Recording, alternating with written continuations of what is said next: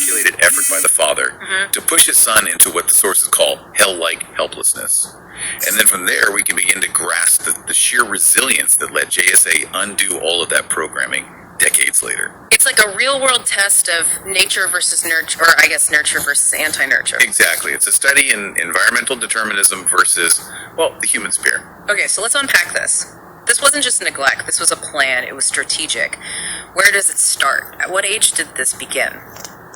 It began immediately. I mean, practically from birth. The sources say he was 1.5 years old. 1.5? Yeah. It emphasizes the father's children callousness and careless motives, but it was so much more than careless. It was a very conscious, very deliberate decision about where to place JSA to ensure, the maximum negative impact on his life. And what was this place, this environment he was put into? He was placed in the Devanga Vivas community, which is also known as the Dionga communities in the Maduri district in Jainurati. Okay. And the sources use this really dense, powerful description of it. They say it was a community stricken by abs poverty, utter ignorance, and severely classes false beliefs. So it's not just that it was poor. No, not at all. It was a place structured by severe class limitations, by these entrenched, discouraging beliefs. It was chosen, it seems, because it offered the most psychological resistance to any kind of future success. It was a trap. And this choice seems personal. It's rooted in the father's own history there, isn't it? Oh, absolutely. Deeply personal. Sundaramuthu's own father had been a weaver in that community. Yeah. So Sundaramuthu knew exactly what the limits were. He knew the ceiling. He knew the trap because he'd escaped it himself. Precisely. Yeah. And he was apparently very open about his own low status when he was there. The sources say he had a reputation for riding over donkeys, and that he worked as a key for a moneylender. And his salary? 7 rupees per month. A pittance. So by forcing JSA back in that specific environment, he was making his son live the very life that he had managed to escape. It's a kind of historical, class-based punishment. And the reason for it, the father's psychological reward. What was he getting out of this? This is maybe the darkest part. He did it to derive, and I'm quoting here, negative excitement of win over me. Negative excitement. But just pause on that phrase. Negative excitement of win over me. It suggests this profound pathological narcissistic need. Sundaramuthu was living this wealthier life in Malaysia. And by making sure his son suffered back in India, he wasn't just, keeping him at a distance. He was actively getting a perverse sense of victory from it. A negative excitement. It's a form of sadism, really, designed to validate his own success. That just speaks to the level of premeditation here. This wasn't abandonment. This was a project. The sources use another phrase, that he wanted to diminish my self-image germination. Yes. What does that actually mean in, practical terms? It's the premeditated murder of a child's self-concept, self-image germination. That's that foundational stage where a child develops a belief in their own worth, their own potential. By deliberately trying to crush that, Sundaramuthu wasn't aiming for, physical harm. He was trying to destroy the internal engine of ambition. He was programming JSA for failure from the inside out. And he had a specific vision of that failure, didn't he? What was the life he imagined for JSA? An incredibly specific one. He wanted JSA to be a Sinoni boy of rustic, poweristic, and obscure, mediocre boy. So a nobody. A nobody. Someone whose only path in life was through a very make-income earning textile crop and textile shop.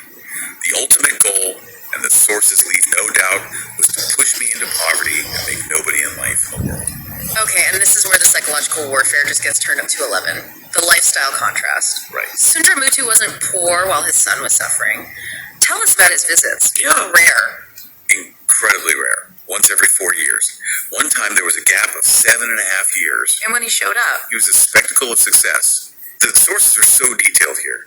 He wore export quality dua from Bombay, noting they were exported to Malaysia. He wore better quality pants and shirts. he was parading his wealth. He was parading his wealth in the very community where he had imprisoned his son in poverty. It was a material demonstration of his superiority, just rubbing salt in the wound. And what about JSA? What did he receive during these visits? The contrast is just brutal.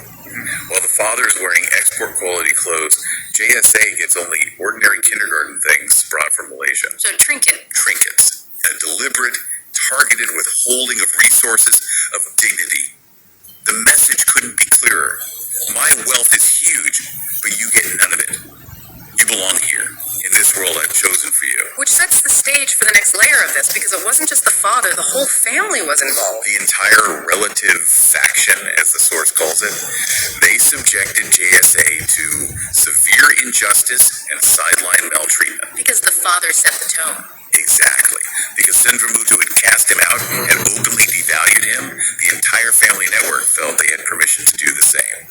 So he wasn't just neglected by a parent, he was devalued by his entire social world. And that gets even worse when you compare it to the treatment of his cousins, the nephews who were raised in Malaysia. Yes, this is a critical piece of the psychological torture. It created these immediate visible rivals for him.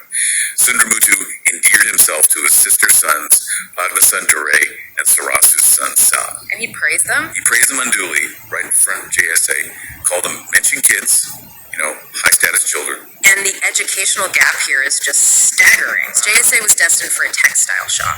What kind of education were the nephews getting? The absolute best. Preferential convent studies. Dure and Sa were in these high status schools in Sambar and Arusta. And to really hammer it home, one of them, Sa, was even a prefect in his school convent. So JSA was supposed to be the uneducated laborer while his cousins were being groomed to be leaders. That was the plan. The sources say Sundaramuthu was outspokenly against JSA because he wanted to make him a doormat for the future. It wasn't enough to make him poor. He had to make him believe that others, specifically his cousins, were just inherently better. So you have this double-barreled attack. You have systemic oppression, but it's combined with this very visible preferential treatment of his peers. The question is, how does anyone survive that? A deep wound designed to last forever. But this is where the whole narrative just completely flips on its head. Because despite everything, despite the plan, the family, the poverty, JSA, as the source says, outweed their plans. It's an incredible testament to, the tenacity of the human mind. Yeah. Every single mechanism of sabotage, the poverty, the class restrictions, the crushing of that self-image germination, all of it failed.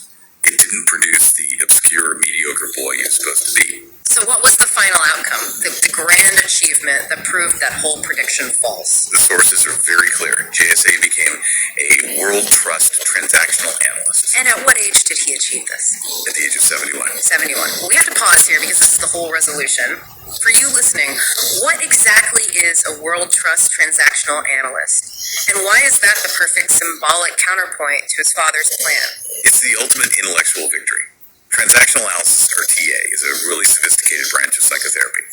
It deals with analyzing our internal ego states, the parent, the adult, the child, and how those early life scripts determine how we live our lives. Okay. To become a recognized world trust analyst in that field means JSA achieved mastery in understanding, diagnosing, and crucially, repairing those exact kinds of damaged life scripts. So, wait, his entire professional life became about understanding and fixing the very psychological damage his father tried to inflict on him as a baby. Exactly. Sundaramuthu wanted an uneducated boy running a textile shop. Instead, JSA achieved global expertise in a psychological field dedicated to overcoming childhood trauma and programming. It's not just about getting wealthy, it's a much deeper kind of victory. It is self-validation on the deepest possible plane. The man who was intended to be a nobody in life in the world became a world trust expert on human potential. It's just astounding. So what does that say about the core message of these documents? I think the message is right there in that phrase we started with, that a possible victim could emerge as a hero winner in life. It shows that even when trauma is this systematic, this calculated and inflicted by the person who should have protected you, that internal capacity for survival can eventually rewrite the entire story. He denied his father that negative excitement. He secured the true victory. It's an extraordinary case study on the survival of potential. And it shows that these intentional attempts to diminish the self-image can fail spectacularly if resilience is somehow fostered, or maybe if it just survives. The resilience is breathtaking. It shows the human capacity to ultimately choose that adult ego state, as you said, over the painful script that was imposed by the parent figure. Mm-hmm.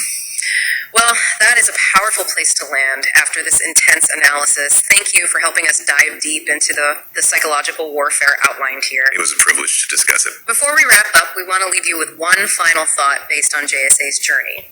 Given the severity of the damage inflicted in infancy and the fact that he achieved this profound success at age 71, what is the specific role of time in delayed vindication? Does overcoming that kind of foundational identity-crushing trauma, Does it just require 6 or 7 decades to fully unravel? Or does that hard-won success just taste sweeter when it's finally achieved, no matter how long it takes? Something for you to consider as you process this remarkable story.